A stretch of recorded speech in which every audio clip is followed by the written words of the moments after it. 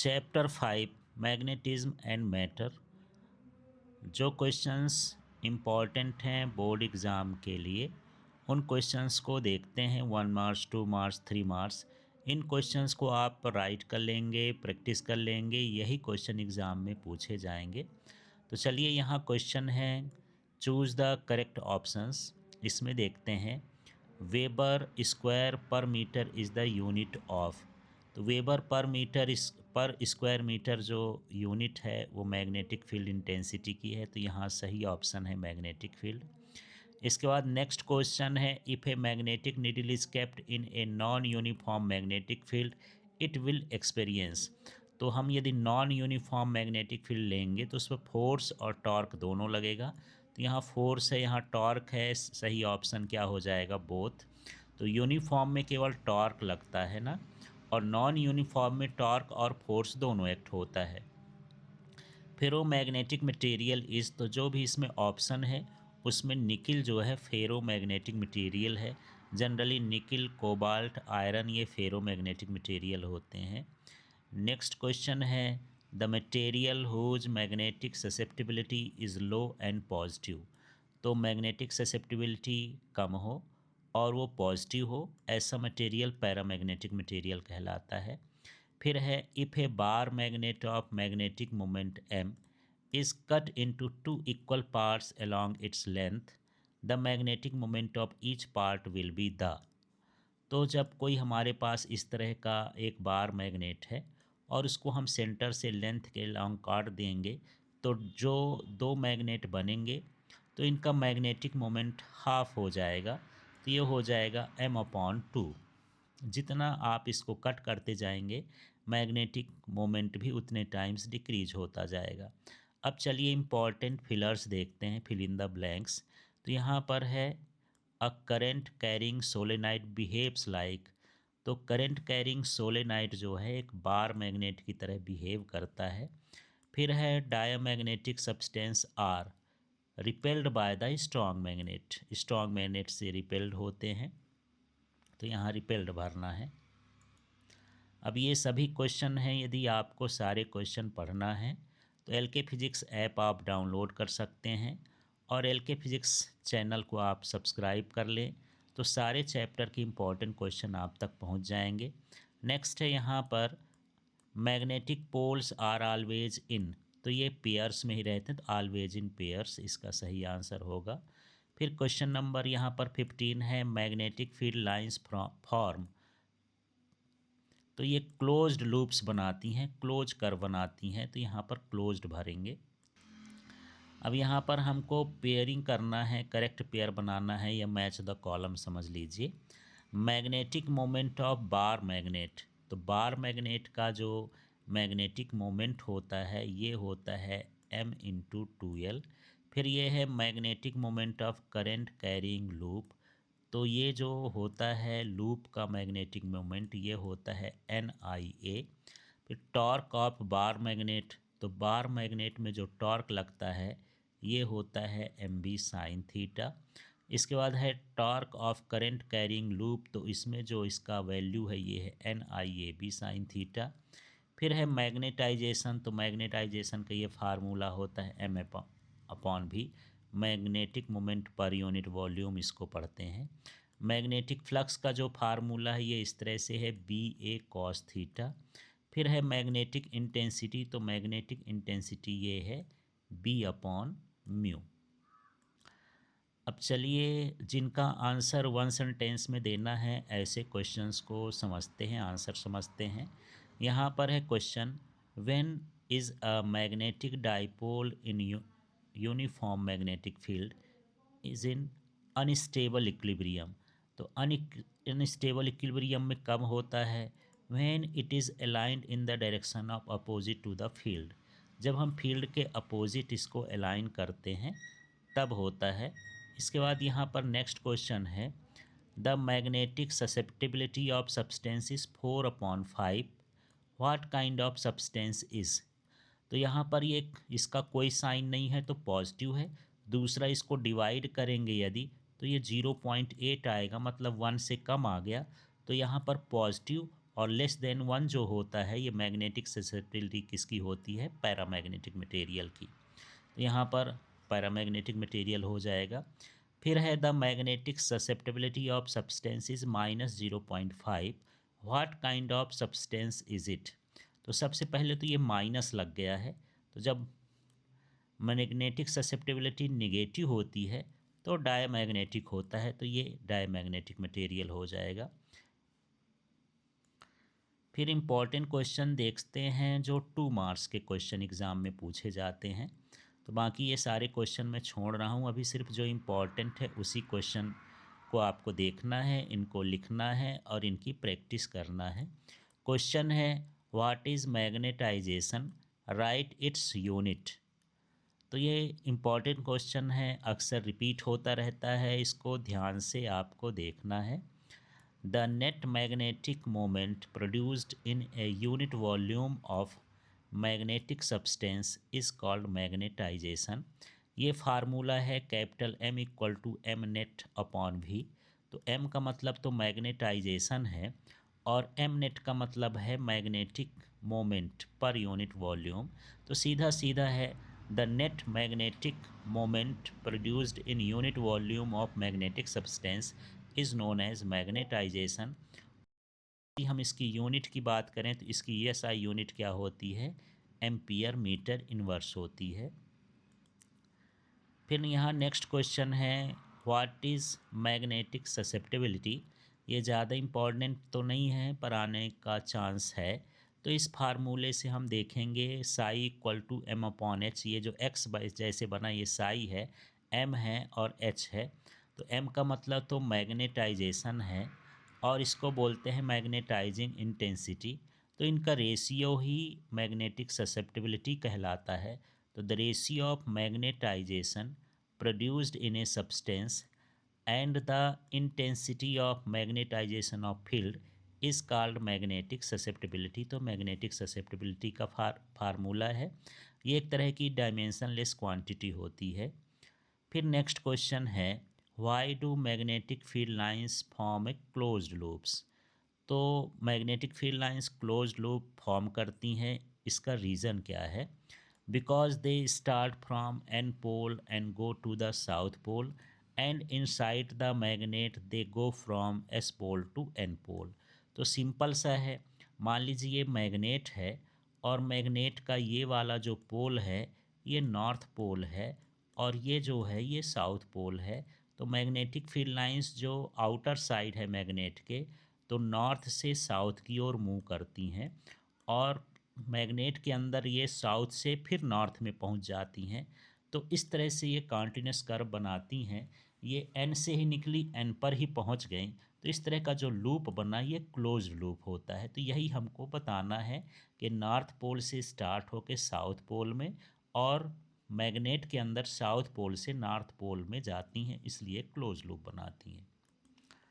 अब यहाँ क्वेश्चन है right Gauss's law related to magnetism.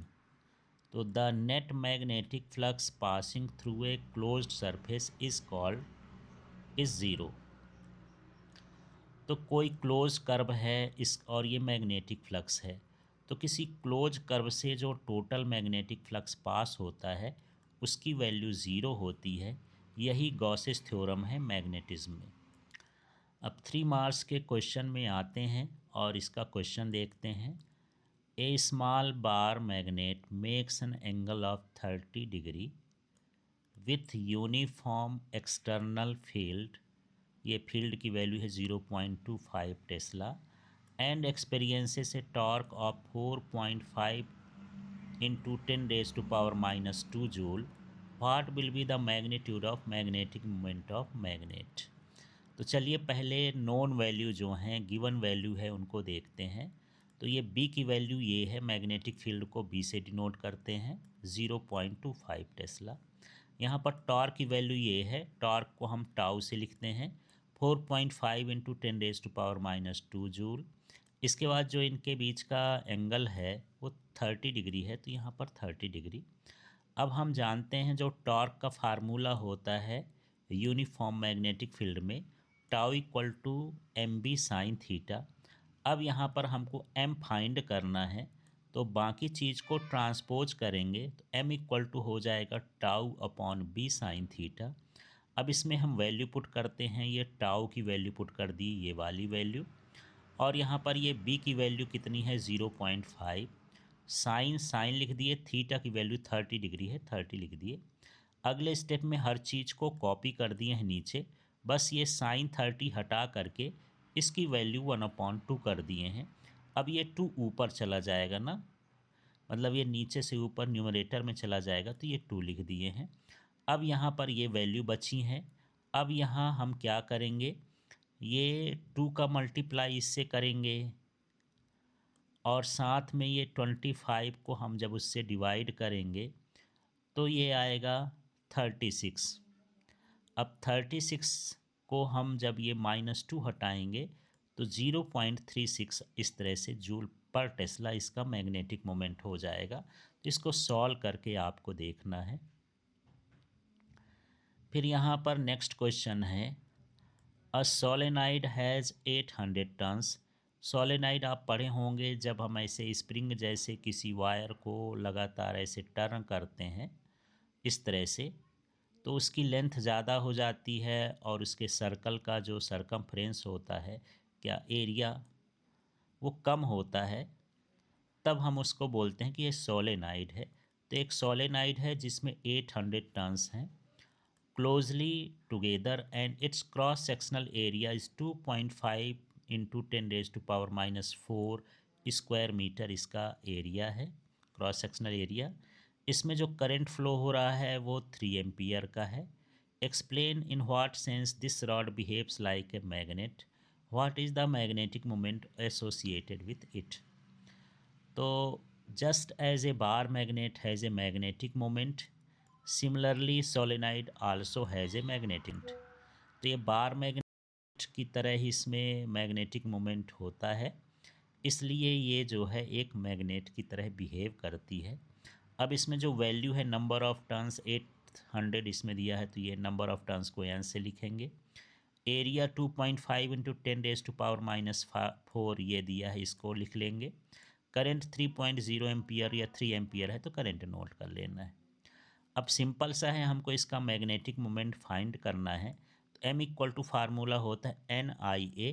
n के लिए हम 800 लिख दिए, i की वैल्यू 3 है, a की वैल्यू ये 2.5 इंटू 10⁻⁴ है। इन सभी का मल्टीप्लाई करेंगे तो 6000 हो जाएगा। और यदि मैं इस -4 को हटाऊंगा तो मुझे ये 4 डिजिट पार करना पड़ेगा ना, तो 0.6, और ये 0 लिखने की ज़रूरत नहीं, 0.6 जूल पर टेस्ला इसका मैग्नेटिक मोमेंट हो जाएगा। अब यहाँ ये क्वेश्चन है, कभी कभी ये भी 2 मार्क्स 3 मार्क्स में आ जाता है। Explain a solenoid acts like a bar magnet. तो सोलेनाइड बार मैग्नेट के लाइक कैसे बिहेव करता है, आप कैसे समझाएंगे। तो देखिए, each turn off solenoid act like a magnetic dipole. तो अभी हम बोले कि जो सोलेनाइड होता है वो स्प्रिंग जैसे ऐसे वायर को मोड़ते जाते हैं, तो इसका जो हर लूप होता है वो एक मैग्नेटिक डाइपोल, मतलब उसमें एन और S, north pole south pole मिलता है, जैसे कि बार मैग्नेट में मिलता है। Whose magnetic moment is m equal to NIA। इनका मैग्नेटिक मोमेंट भी होता है जैसे बार मैग्नेट का होता है। Except the n poles and s poles of each turn are eliminated. तो एंड्स पर भर केवल n और s पोल बचते हैं, बाकी बीच के पोल वो सब एलिमिनेट हो जाते हैं, समाप्त हो जाते हैं। The magnetic needle behaves the same for both. यदि हम मैग्नेटिक निडल को बार मैग्नेट के पास ले जाएं और सोलेनाइड के पास ले जाएं तो लगभग वो सेम ही होती हैं। The magnetic lines of force are the same for both. और यदि हम मैग्नेटिक फील्ड लाइंस को ड्रॉ करें दोनों में, तो दोनों के लिए सेम होता है। On cutting both in half, two magnets of lesser intensity are obtained. यदि हम बार मैग्नेट को काट दें तो उससे 2 मैग्नेट बन जाएंगे जिसका मैग्नेटिक मोमेंट कम हो जाएगा, इंटेंसिटी कम हो जाएगी। ऐसे ही यदि हम सोलेनाइड को बीच से काट दें तो उसमें भी 2 मैग्नेट्स बन जाएंगे और उसकी भी इंटेंसिटी कम हो जाएगी। The intensity of magnetic field at any point due to both is the same. और यदि मैग्नेटिक फील्ड हम फाइंड करना चाहें तो जैसे बार मैग्नेट का मैग्नेटिक फील्ड होता है, ऐसे ही सोलेनाइड का भी मैग्नेटिक फील्ड होता है। अब यहाँ ये भी इम्पॉर्टेंट क्वेश्चन हुए, ये 1 मार्क्स 2 मार्क्स 3 मार्क्स 4 मार्क्स हर पैटर्न में आता है। तो चलिए इसको समझना है उसी हिसाब से। What are the magnetic field lines, right its properties. तो कभी 2 प्रॉपर्टी, कभी एक प्रॉपर्टी, जितने मार्क्स का आए उसके हिसाब से आपको प्रॉपर्टीज़ राइट करना है। तो मैग्नेटिक फील्ड लाइंस क्या है? The imaginary curve drawn in the magnetic field on which a unit north pole can move freely is called magnetic field lines. तो मैग्नेटिक फील्ड लाइन में हम एक कोई कर्व ड्रॉ कर लें और उस कर्व पर यदि यूनिट पोल को मूव करें तो फ्रीली मूव हो, या कह सकते हैं दूसरी डेफिनीशन है कि इसके किसी एक पॉइंट पर यदि हम टेंजेंट खींच दें तो वो मैग्नेटिक फील्ड इंटेंसिटी का डायरेक्शन देता है। तो ऐसे कर्व को हम मैग्नेटिक फील्ड लाइंस कहते हैं। तो आप ऐसे भी कह सकते हैं, the imaginary curve drawn in the magnetic field on which tangent drawn at any point gives the direction of magnetic field intensity is known as magnetic field line। तो इस तरह से भी डेफिनीशन आप दे सकते हैं। एनसीईआरटी में फील्ड वाला है तो आप ऐसा भी लिख सकते हैं, बाने दोनों सही है। अब इसकी प्रॉपर्टीज़ को देखते हैं। तो यहाँ तो बहुत सारी प्रॉपर्टीज़ हैं, पर आप कुछ प्रॉपर्टीज़ इसकी लर्न कर लीजिएगा, 4-5, ज़्यादा लर्न करने की ज़रूरत नहीं है। मैं भी कम ही इसमें एक्सप्लेन करूँगा। They emerge from North Pole and enter at South Pole, and from inside the magnet they go from S to N pole, that is they form closed loops। तो ये नॉर्थ पोल से निकलती हैं, south pole में जाती हैं। Magnet के अंदर ये साउथ पोल से नॉर्थ पोल में जाती हैं। तो आप यदि इतना बड़ा नहीं लिख सकते तो सिंपल लिख दीजिएगा, they form close loops. They never intersect each other, intersect नहीं करेंगी। दे आर कॉन्टिन्यूस, ये रुकती नहीं है, लगातार चलती हैं। The tangent drawn at A point shows the direction of magnetic field intensity at that point. तो टेंजेंट के किसी पॉइंट पर यदि हम एक टेंजेंट ड्रॉ कर दें तो मैग्नेटिक फील्ड इंटेंसिटी की डायरेक्शन को बताता है। तो बस इतना ही आपको लर्न कर लेना है, बाकी चीज़ें आपको इसमें लर्न करने की ज़रूरत नहीं है। अब चलिए इस चैप्टर का एक लास्ट क्वेश्चन है, इम्पॉर्टेंट है, कभी कंपैरिजन आ जाता है। Compare the properties of diamagnetic, paramagnetic and ferromagnetic material. तो यहाँ पर एक टेबल हमने बनाया है और इस टेबल से 1 मार्क्स 2 मार्क्स 3 मार्क्स के क्वेश्चन भी, 4 मार्क्स के भी क्वेश्चन आ जाएंगे। टेबल का टेबल पूरा आ जाएगा, पर 1 मार्क्स से भी रिलेटेड है। तो देखिए पॉइंट ऑफ कंपैरिजन है, यहाँ डायामैग्नेटिक मटेरियल है, पैरामैग्नेटिक मटेरियल है, फेरोमैग्नेटिक मटेरियल है। अब इसमें हम इसकी प्रॉपर्टीज़ को देखते हैं। फ्रॉम स्ट्रॉन्ग मैग्नेट, यदि इनको स्ट्रॉन्ग मैग्नेट के पास ले जाएं तो क्या होगा? They repelled, they attracted, they are more attracted. तो यही है, डायमैग्नेटिक रिपेल होगा, पैरामैग्नेटिक अट्रैक्ट होगा, फेरोमैग्नेटिक ज़्यादा अट्रैक्ट होगा। अब ये हैंगिंग वाला नहीं बता रहा हूँ, इसको आप मत करिएगा, ये नॉन यूनिफॉर्म वाला भी छोड़ दीजिए। बहुत सारे पॉइंट्स हैं, जितने में आपका काम हो जाए उतने देखिएगा। फिर यहाँ है रिलेटिव परमिबिलिटी, तो इसकी रिलेटिव परमिबिलिटी लेस देन 1 है डायमैग्नेटिक की, पैरामैग्नेटिक की मोर देन 1 है, और ये मच मोर है, मच हायर है, 10⁻² इंटू 10⁻³ 300 टू 1000 टाइम्स ग्रेटर होती है। फिर हम बात करें मैग्नेटिक ससेप्टिबिलिटी की, तो इसकी लेस होती है डायमैग्नेटिक की, लेस और निगेटिव। इसकी क्या होती है? लेस और पॉजिटिव होती है। ये भी पॉजिटिव है पर मच मोर एंड पॉजिटिव, बहुत ज़्यादा होती है और पॉजिटिव होती है। परमानेंट मैग्नेट की बात करें, कैन नॉट बी मेड, तो डायमैग्नेटिक से परमानेंट मैग्नेट तो नहीं बनाए जा सकते। और फिर ये पैरामैग्नेटिक से भी नहीं बनाए जा सकते, कैन नॉट बी मेड। और ये जनरली परमानेंट मैग्नेट से बनाए जा सकते हैं, फेरोमैग्नेटिक मटेरियल से। यदि हम इनकी स्टेट देखें कि ये किस फॉर्म में अवेलेबल होते हैं, तो डायमैग्नेटिक सॉलिड, लिक्विड, गैस तीनों फॉर्म में है। और जो पैरामैग्नेटिक है, सॉलिड, लिक्विड, गैस, ये भी तीनों फॉर्म में अवेलेबल होते हैं। और इसमें जो है only crystalline solids are available. तो इस तरह से ये क्वेश्चन है। चैप्टर छोटा है, इन्हीं क्वेश्चंस को इस चैप्टर से अच्छे से तैयार कर लेना है।